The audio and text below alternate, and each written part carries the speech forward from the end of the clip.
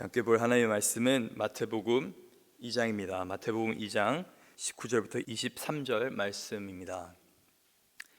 헤롯이 죽은 후에 주의 사자가 애굽에서 요셉에게 명하여 이르되 일어나 아기와 그의 어머니를 데리고 이스라엘 땅으로 가라.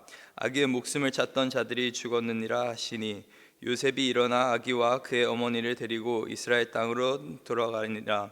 그러나 아켈라오가 그의 아버지 헤롯에 이어 유대의 임금이 됨을 듣고 거기로 가기를 무서워하더니 꿈에 지시하심을 받아 갈릴리 지방으로 떠나가 나사렛이라는 동네에서 사니 이는 선지자로 하신 말씀에 나사렛 사람이라 칭하시리라 하심을 이루려 함이로라. 아멘. 계속해서 예수님의 탄생 또 이제는 예수님의 참 피난하시고 나서 이제 돌아오는 그런 본문들을 저희가 살펴보고 있습니다. 이 마태복음 2장에 등장하는 이 헤롯이라고 하는 인물은 저희가 흔히 말하는 헤롯 대왕입니다. 성경에 헤롯이라는 단어가 굉장히 많이 등장을 하는데 그 중에서도 이 헤롯은 헤롯 대왕을 지칭하는 말입니다. 저희가 성경 안에서는 이 헤롯 대왕에 대한 정보가 많이는 없습니다. 하지만 저희가 잘 아는 유대인 이 역사가 요세푸스에 의하면은 이 헤롯은 에돔 사람이었습니다. 이스라엘 백성들이 그렇게 좋아하지 않았던 어떻게 보면 이방인이었지만은 그의 가문은 유대교로 개종을 했던 그런 상황이었습니다. 쉽게 말해 미국 땅에 살고 있는 우리 2세, 3세 정도의 어떤 느낌이 될 것 같습니다.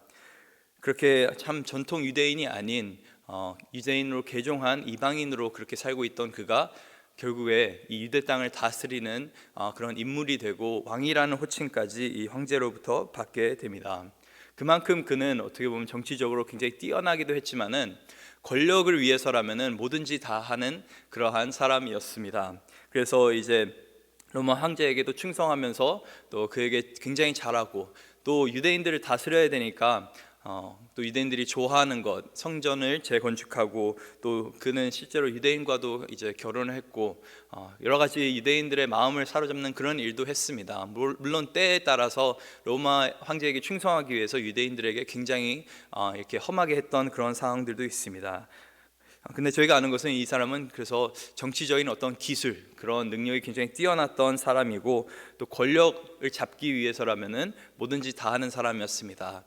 나중에는 자기의 아들들 또 자기의 아내도 자기의 권력을 위협하는 그런 상황이라고 한다면은 죽이는 그런 권력을 위해서는 뭐든지 다 하는 그런 사람이었는데 이런 정말 왕이 되고 싶은 권력자가 되고 싶은 이 사람의 인생 가운데 이 동방박사들이 나타나서 했던 말이 유대인의 왕이 나타났다라는 말이었습니다. 그러니까 당연히 이 헤롯 왕이 얼마나 참 마음으로 힘들었겠습니까? 자신이 그렇게 열심히 어떻게 보면은 이 통치 권력을 잡으려고 노력을 했는데 갑자기 유대인의 왕이 나타났다고 하니까 이제 소문을 듣고 이제 유아 학살을 이제 지시하게 되죠. 2살 아래 남자는 다 죽이라라고 그렇게 명령을 합니다. 어떻게 보면 헤롯 대왕은 정말 열심히 예수님을 죽이려고 했던 그런 사람이었습니다. 그런데 오늘 본문 19절에 보니까 그렇게 예수님을 죽이려고 했던 그 헤롯이 결국엔 자신이 먼저 죽게 되는 것을 보게 됩니다. 오늘 본문 19절에서 21절 한번 다시 살펴보겠습니다. 헤롯이 죽은 후에 주의 사자가 애굽에서 요셉에게 현몽하여 이르되 일어나 아기와 그의 어머니를 데리고 이스라엘 땅으로 가라. 아기의 목숨을 찾던 자들이 죽었느니라 하시니 요셉이 일어나 아기와 그의 어머니를 데리고 이스라엘 땅으로 들어가니라. 이 헤롯 대왕을 피해서 애굽에 갔던 요셉 그리고 마리아 그리고 아기 예수는 이제 참 여러 어려움을 겪으면서 애굽 땅에 갔지만은 다시 이제 돌아올 수 있다라는 그런 메시지를 하나님께로부터 받게 됩니다. 저희가 특히 마태복음 2장에서 계속적으로 살펴봐야 되는 것은 하나님께서 계속 말씀하시는 하나님이라는 것입니다.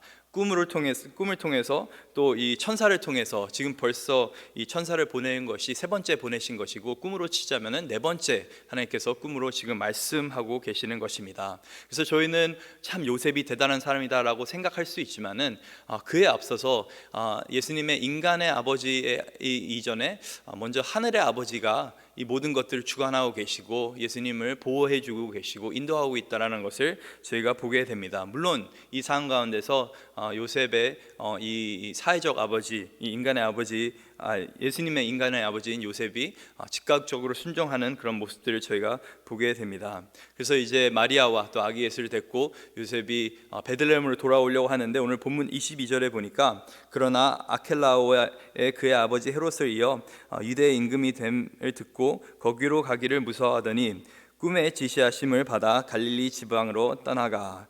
이런 구절이 나와 있습니다. 이제 헤롯의 아들 중 한 명이 이제 헤롯을 이어서 정권을 잡게 되었는데, 이 둘째 헤롯도 이 아켈라오라고 하는 사람도 헤롯 대왕 못지않게 정말 권력에 눈이 멀었던 사람이었고, 정말 극악한 그런 행동도 서슴지 않았던 그런 사람이었습니다.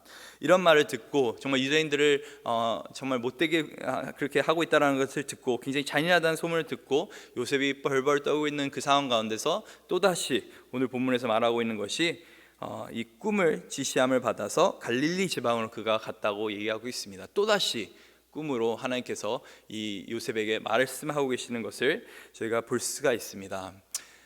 이 구절을 보고 전 두 가지 생각이 들었습니다.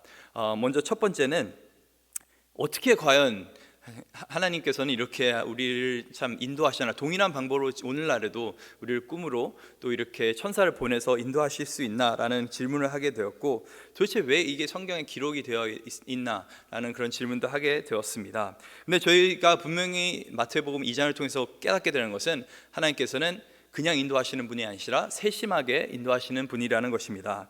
하나님께서는 세밀한 음성으로 우리를 세심하게 인도하시는 분이십니다. 어떤 분들은 오늘날 이 성경책이 있기 때문에 하나님께서 더 이상 말씀하시지 않는다고 그렇게 하시는 분도 있는데, 저는 개인적으로 성경 전반적으로 계속적으로 하나님께서는 말씀하시는 하나님이라고 그렇게 믿고 있습니다. 요한복음 10장을 보면은 예수님께서 분명히 말씀하셨던 것이, 내 양은 내 음성을 안다라고 분명히 그렇게 말씀하셨습니다. 그리고 로마서 8장에 보면은 13절에 너희가 육신대로 살면 반드시 죽을 것이로되 영으로서 몸의 행실을 죽이면 살리니 무릇 하나님의 영으로 인도함을 받은 사람은 곧 하나님의 아들이라. 그래서 하나님의 아들, 하나님의 자녀라고 일컬음 받는 사람 그 가운데 뭐가 있습니까? 하나님의 영, 성령님이 계십니다. 그 성령님의 인도하심을 우리가 받아야 된다고 그렇게 성경은 말하고 있는 것입니다. 또 이 갈라디아서 이 5장에서도 하나님, 이 성령 하나님과 함께 우리가 동행하는 그런 어떤 것들, 또 결실을 맺는 것들, 그런 장면들이 나오는데, 그래서 하나님의 자녀가 된 사람들에게 주어진 가장 큰 특권 중 하나는 뭐냐면은 하나님의 인도하심을 우리가 세밀하게 받을 수 있다라는 것입니다. 사도행전에서 이 성령님이라는, 아니면 하나님의 영이라고 하는 그 단어가 59번 등장하게 되는데, 거기서 36번이 어떻게 보면 하나님께서, 성령 하나님께서 이 자신의 백성들, 또 이 제자들, 사도들을 인도하는 그런 장면들이 등장을 하고 있습니다. 어떤 경우에는 이 마게도니아 꿈처럼 꿈으로, 비전으로 하나님의 사람들을 인도하셨고, 또 어떤 경우에는 정말 사람이 말하듯이 그런 음성적인 부분으로도 인도하셨고, 그래서 이렇게 여러 가지 예전에 선지자들을 음성으로 인도하셨고, 사도들에게 환상도 보여주셨고, 그러면 이제 저희가 질문하게 되는 것이, 오늘날에도 하나님께서 이런 방법으로 우리를 인도하여 주시는가라는 질문을 던져볼 수가 있습니다. 제가 처음 예수님을 믿었을 때 이 주위의 사람들에게 들었던 얘기가, 하나님께서 말씀하시는 하나님이다, 그래서 하나님의 음성을 들어야 된다라는 얘기를 들었습니다. 그래서 제가 했던 것이, 정말 아무도 없는 곳에 가서 조용히 이제 거의 묵상하듯이 이렇게 마음을 비우고 수행하듯이 그렇게 하나님의 음성을 들으려고 했던 적이 있었습니다. 뭔가 들렸을까요? 안 들렸을까요? 뭔가는 들렸는데, 이게 진짜 하나님 음성이 맞는지 제 음성인지, 제가 그냥 지금 너무 배고파서 이런 생각들을 하고 있는 건지 잘 분간이 안 되더라고요. 저는 개인적으로 오늘날에도 성경에서 굳이 더 이상 꿈으로나 이런 뭐 음성으로나 하나님께서 말씀하시지 않는다, 그런 구절이었기 때문에 저는 개인적으로 그런 일들이 일어난다고 생각합니다. 특히 이 이집트에 갔었을 때 무슬림이었다가 기독교를 전향했던 사람들의 이야기를 들어보면은, 하나님께서 꿈으로 굉장히 이 뭔가 환상을 보여줘서 그 사람들에게 어떤 변화가 일어나는 것들을, 그런 이야기들을 많이 들었었습니다. 그런데 하나같이 그들이 다 이야기하는 것은, 그 꿈은 꿨는데 그 꿈이 도대체 무슨 뜻인지를 모른다는 것입니다. 결국에 그래서 그 하나님의 섭리 가운데서 그들이 정말 예수님을 아는 사람을 만나서 그 꿈에 대한 이야기를 듣게 되고, 결국에는 그 꿈에 나타났던 그 인물이 바로 예수님이구나 라는 것들을 보게 되는 것이죠. 그래서 저희가 하나님의 음성에 대해서, 듣는 것에 대해서 모르는 부분도 굉장히 많지만 분명히 아는 것들이 있습니다. 그래서 그런 것들을 저희가 좀 붙잡을 필요가 있는데, 첫 번째는 이 히브리서 1장 1절을 보면 이런 말씀이 있습니다. 옛적의 선지자들을 통하여 여러 부분과 여러 모양으로 우리 조상들에게 말씀하신 하나님이 이 모든 날 마지막에는 아들을 통하여, 예수님을 통하여 우리에게 말씀하시느니라. 저희가 항상 기억해야 되는 것은 하나님의 계시의 중심에 계신 분은 바로 예수 그리스도라는 것입니다. 이 구약 성경도 예수님을 어떻게 보면 예표하는 그런 성경인 것이고, 신약 성경은 예수님의 어떤 행적들, 또 예수님의 제자들의 행적들을 담고 있는 그런 말씀들인 것입니다. 예수님께서도 계속적으로 누가복음 24장이나 요한복음 5장에서 말씀하셨던 것들이 결국 이 모든 말씀이 다 나를 향하여 있다라고 그렇게 말씀하는 것들, 나에 대하여 증언하고 있다라고 계속적으로 말씀하고 계신 것들을 볼 수가 있습니다. 그리고 예수님께서 떠나시기 전에 하셨던 것이 요한복음 16장 13절을 보면 진리의 성령이 오시면 그가 너희를 모든 진리 가운데로 인도하시리니 그가 스스로 말하지 않고 오직 들은 것을 말하며 장래 일을 너에게 알리시리라. 여기서 또한 성령 하나님을 통해서 하나님께서 분명히 우리에게 말씀해 주실 거라고 하시는데, 이 성령 하나님은 새로운 계시를 우리에게 주시는 분은 아니십니다. 물론 우리에게 특별한 어떤 개인적인 어떤 그런 음성들을 주실 수 있지만은 그 모든 음성, 그 모든 계시는 결국에 하나님의 말씀에 의거해서, 또 이 예수님의 어떤 성품과 하신 일에 의거해서 그렇게 말씀하신다는 것입니다. 그래서 요한복음 14장 26절을 보면은 보혜사 곧 아버지께서 내 이름으로 보내실 성령 그가 너희에게 모든 것을 가르치고 내가 너에게 말한 모든 것을 생각나게 하리라. 그래서 성령 하나님께서 하시는 가장 큰 것은 우리가 더욱더 예수님을 닮는 그런 삶을 살 수 있도록, 또 우리가 예수님을 따르는 삶을 살 수 있도록 계속적으로 세밀하게 우리를 인도해 주신다는 것입니다. 그리고 이걸 어떻게 우리가 적용할 수 있을까요? 많은 청년들이 이런 고민들을 합니다. 목사님, 제가 직업을 어떤 직업군을 해야 될지 잘 모르겠습니다. 이 직업을 하면은 뭐 이런 장점이 있고, 이 직업을 하면 이런 장점이 있는데 어떻게 하나님의 인도시험을 받아야 되는지 잘 모르겠습니다. 물론 기도하는 가운데 하나님께서 분명히 마음을 주실 수 있고 또 인도하심을 주실 수 있는데, 저는 더 중요한 질문은 뭐냐면은 정말 이 직업이라고 하는 거에 대해서 정말 구체적으로 내가 이런 직업을 해라라고 성경은 없지만은 우리가 어떻게 우리의 직업을 바라봐야 되는지에 대해서는 성경은 분명히 말하고 있습니다. 직업이라고 하는 것은 물론 우리가 돈을 벌기 위해 하는 것이지만 결국에는 하나님의 영광을 위해서 우리가 갖고 있는 것이죠. 궁극적으로 복음을 전파하기 위해서 직업이 있는 것이지, 직업을 먼저 우리가 찾고 나서 이제 복음이 뒷전이 되는 것은 아닙니다. 그래서 여러 가지 일들을 할 때 만약에 이런 직업들을 놓고 제가 고민하고 있는데, 이 직업 하나는 주일날 제가 이 직업 때문에 교회를 잘 못 나옵니다. 근데 이 직업은 제가 페이는 조금 적지만은 그래도 주일 성수는 잘 할 수 있고 더욱더 교회에 충성할 수 있을 것 같습니다. 그거는 뭐 음성을 들어볼 필요가 없는 것이죠. 왜냐하면 하나님의 그 말씀에 분명히 나와 있는 것이 위배되는 성령님의 인도하심은 없습니다. 성령님은 하나님의 말씀을 거스르면서 우리를 인도하시는 분은 절대 아닌 것입니다. 또 가장 많이 듣는 것 중에 하나가 목사님, 제가 어떤 이제 정말 관심 있는 그런 사람이 생겼습니다. 근데 제 기도 보니까 하나님께서 이 사람이 맞다라 라고 하시는 겁니다. 물론 그런 가운데서 하나님께서 인도하실 수 있는데, 우리가 중요하게 살펴봐야 되는 것은 정말 하나님께서 맞다고 하셨다면은 이 사람 가운데 정말 결혼을 할 만한 그런 성품이 있는 것인가, 이 사람이 예수님을 사랑하는 그 마음이 있는 것인가. 왜냐하면 성경에 이 결혼이라고 하는 것은 두 사람이 그냥 좋아서 만나는 것이 아니라 두 사람이 합하여서 정말 하나님의 뜻을 열심히 이루어 나가고 하나님의 영광을 위해서, 또 복음의 어떤 그림을 그리기 위해서 결혼이 존재하는 것인데, 그런 것들을 전혀 생각하지 않고 만약 하나님 이 사람이 맞습니까 저 사람이 맞습니까 라고만 기도하게 된다면 어떻게 보면 어떤 음성을 하나님께서 우리에게 주셔도 분별이 잘 안 된다는 것입니다. 그래서 결론적으로 말씀드리는 건 뭐냐면, 하나님의 우리가 음성을 듣는 어떤 이런 그런 시간, 또 그런 세심한 인도하심을 받는 것도 굉장히 중요합니다. 하지만 우리가 하나님의 음성이라는 것을 구별할 수 있는 그 중요한 단서는 뭐냐면, 결국에 우리가 하나님의 그 음성, 이 성경 안에 있는 하나님의 음성, 그 성품을 잘 알아야 된다라는 것입니다. 어떤 사람이 저에게 장난을 쳐서 나는 누구야라 하면은 제가 그걸 잘 못 알아들 때도 있습니다. 하지만 어떤 사람이 저에게 나는 제 아내라고 하면서 전화를 한다고 한다면은 저는 한 그것이 장난인지 진짜인지 한 1초, 2초 만에 구분할 수가 있습니다. 왜 그런지 아십니까? 저는 수도 없이 저희 아내의 음성을 들었기 때문에 그렇습니다. 그래서 정말 하나님의 음성을 듣는 그 가장 기초적인 훈련은 뭐냐면 먼저 하나님의 말씀을 굉장히 잘 알아야 된다는 것입니다. 하나님의 성품을 잘 알아야 되는 것입니다. 그런 가운데서 우리가 반드시 기억해야 되는 것은 하나님은 그냥 우리의 생각대로 어떻게 그냥 이렇게 살아라라고 어떤 일반적으로 말씀하시는 분이 아니라 세심하게 인도해 주시는 분이라는 것입니다. 여기서 굉장히 신기한 것은 뭐냐면은 하나님께서 먼저 나타나셔서 요셉에게 나타나셔서 내가 이제 이스라엘 땅으로 돌아가라, 이제 너를 죽이려 했던 그 사람이 없어졌으니까 돌아가라고 말씀하셨습니다. 근데 막상 돌아가니까 어떤 일이 있습니까? 더 악한 놈이 나타난 것입니다. 그래서 그 상황 가운데서 굉장히 당황스럽죠. 두렵습니다. 그런 가운데서 하나님께서는 또 어떻게 하십니까? 또다시 인도하는 것을 볼 수가 있습니다.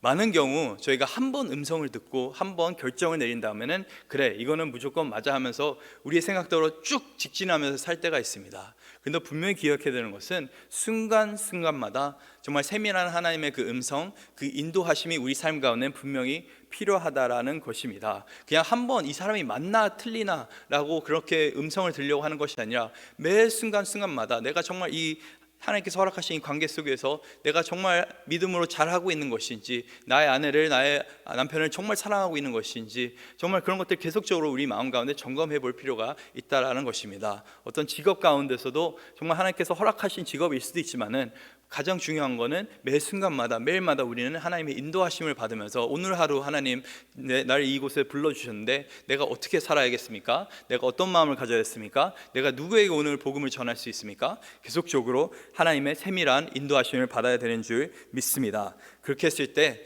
또 즉각적인 순종으로 우리가 따라야 되는 줄도 믿습니다. 그래서 세밀한 음성에는 세밀한 순종이 따르는 것을 저희가 보게 됩니다.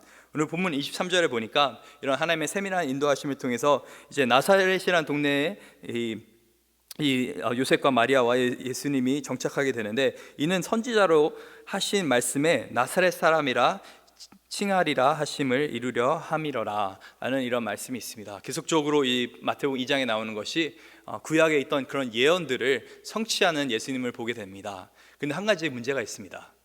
구약 성경에 나사렛이라는 지명이 나타날까요? 안 나타날까요? 나사렛이라는 이름은 등장하지 않습니다.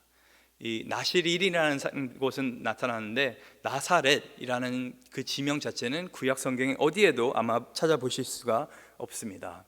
그렇다면 왜 이 마태복음을 기록한 이 마태 사도는 이것이 선지자로 하신 말씀을 이루려고 하는 것이라고 기록하고 계시는 것입니까? 이 원어를 보게 되면은 이 영어 성경에도 이렇게 되어 있는데, 이 선지자라고 하는 것이 단수가 아니고 복수로 되어 있습니다. 영어 성경을 보시면 아마 prophets라고 되어 있을 것입니다. 무슨 말이냐면은 이거는 단순하게 어떤 선지자가 구체적으로 했던 예언이 아니라 여러 선지자들이 했던 말이라고 저희가 살펴볼 수가 있습니다. 그래서 구약 성경에 나사렛이라는 지명 자체는 등장하지 않지만은 저희가 하나 볼 수 있는 것은 이사야 11장 1절과 2절에 보면은 1절에 특히 보면은 이 이새 다윗의 아버지 그 줄기에서 한 싹이 나며, 한 싹이 이제 다윗이죠. 그 뿌리에서 한 가지가 나서 결실할 것이요. 그러면서 이제 메시아에 대한 예언이 등장합니다. 무슨 말이냐면 다윗의 집안에서 한 가지가 등장하게 되는데, 그 가지라고 하는 그 단어, 히브리어 단어가 넷제르라는 그런 단어입니다. 그 같은 어원에서 나온 말이 바로 이 나사렛이라는 것입니다. 그래서 어떻게 보면은 정확한 지명은 등장하지 않지만, 왜냐하면 그 당시에 나사렛이라는 곳이 존재하지 않았을 수도 있지만은 그 지명에 담겨 있는 어떤 뜻, 정말 이 가지 같은 그냥 가지가 아니고 그 넷제르라고 하는 히브리어 단어는 이 연약한 가지, 이 어린 순, 뭐 그런 뜻을 가지고 있습니다. 그래서 참 연약하고 어린 그런 상황 가운데서 예수님께서 태어나셨고 그런 가운데서 오셨다라는 것들을 저희가 알 수가 있습니다. 그런 상황 가운데서 이런 구약의 말씀들이 성취됐다는 것을 볼 수가 있고, 또 저희가 나사렛에 대해서 한 가지 더 아는 것은, 이 나사렛이라고 하는 것은 평판이 그렇게 좋지 않았습니다. 이 유대 땅에 살고 있던 유대인들은 갈릴리 사람들을 굉장히 천하게 생각했습니다. 우리가 성전에 더 가까이 살고 있고 좀 더 좋은 생활을 하고 있고, 예전에 남유다가 있던 곳도 유대 땅이니까 이 갈릴리 지방에 사는 사람들은 조금 이제 좀 한 단계 떨어진 사람들이라고 생각했는데, 재밌는 것은 갈릴리 지방에 사는 사람들은 이 나사렛에 사는 사람들이 굉장히 깔봤습니다. 저희가 그거 알 수 있는 것이 요한복음 1장에 예수님께서 이 제자들을 부르셨을 때 이제 빌립이 우리가 이제 메시아를 찾았다, 이 나사렛에서 온 예수 그리스도라는 사람을 우리가 찾았다라는 그런 말을 하는데, 나다니엘이 그 말을 듣고 이런 말을 합니다. 나사렛에서 무슨 선한 것이 날 수가 있느냐라는 질문을 하게 된 것이죠. 이 나다니엘이라고 하는 사람은 갈릴리 사람입니다.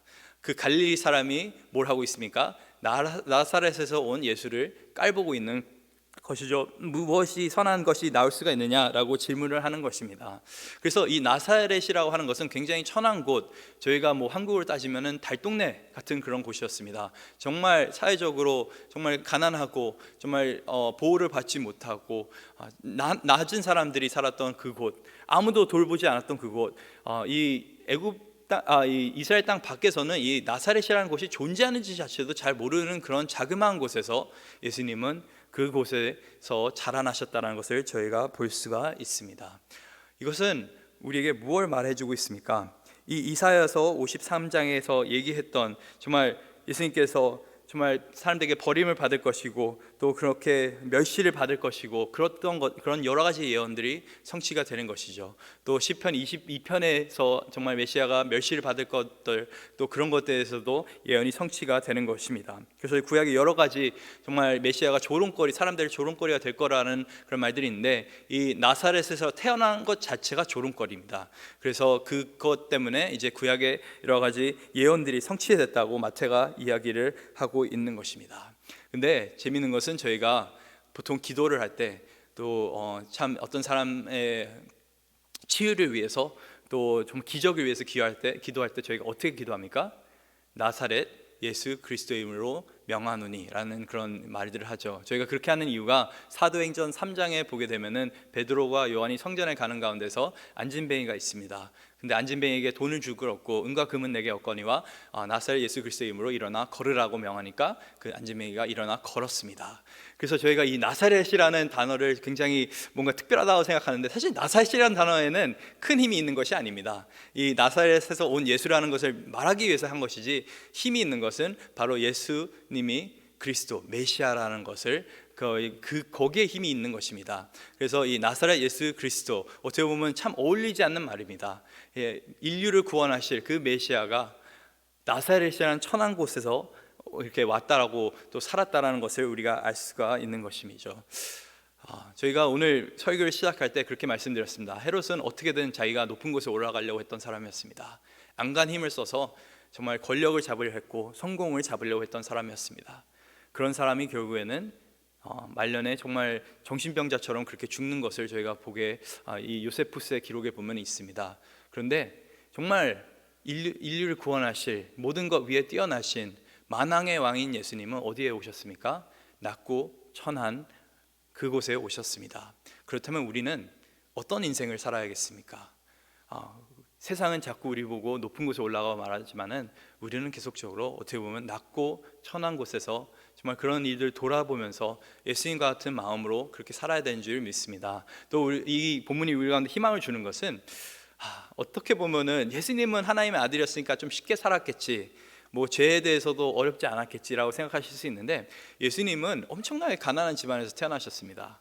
이 마리아가 성전에서 요셉과 마리아가 성전에서 예물을 드리는 거 보면은 이들은 이 비둘기 2마리를 드렸습니다. 보통은 더 큰 이제 염소나 양 같은 재물을 갖고 오는데, 비둘기 2마리를 드렸다는 것은, 비둘기라고 하는 것은 이 돈이 없는 사람들이 그래도 그나마 하나님께 드릴 수 있는 예물이었습니다.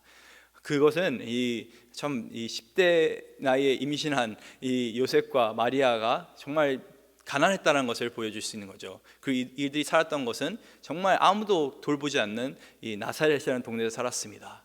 정말 그런 어려운 유아 시기 가운데서도 예수님은 끝까지 자신의 어머니 아버지께 땅의 어머니 아버지께 순종하면서 또 그렇게 하나님의 은혜 속에서 자라났습니다.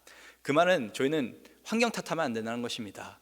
예수님께서도 정말 그런 어려운 환경 속에서 하나님을 믿으면서 신뢰하면서 그렇게 자라났다면은 저희가 이렇게 좋은 환경 속에서 저희는 가장 낮은 곳이 아닌 어떻게 보면 미국에서 이 페어팩스 펄스처치라고 하면은 미국에서 제일 돈을 잘 버는 카운티입니다. 가장 부자 동네라고 다른 미국 지역들은 그렇게 생각하는 것입니다. 이런 가운데서 우리가 살고 있다면은 더 많은 것들을 해야 되는 것이고 더 많은 사람을 돌봐야 되는 줄 믿습니다. 그래서 오늘 하루도 정말 우리를 세밀하게 인도하시는, 정말 우리에게 말씀하시는 하나님을 의지하면서 그 음성과 또 그 인도하심을 의지하면서 우리가 높은 곳이 아닌 낮은 곳에 있는 그 자들을 위해서 살아갈 수 있는 저와 여러분 될 수 있기를 간절히 소망합니다.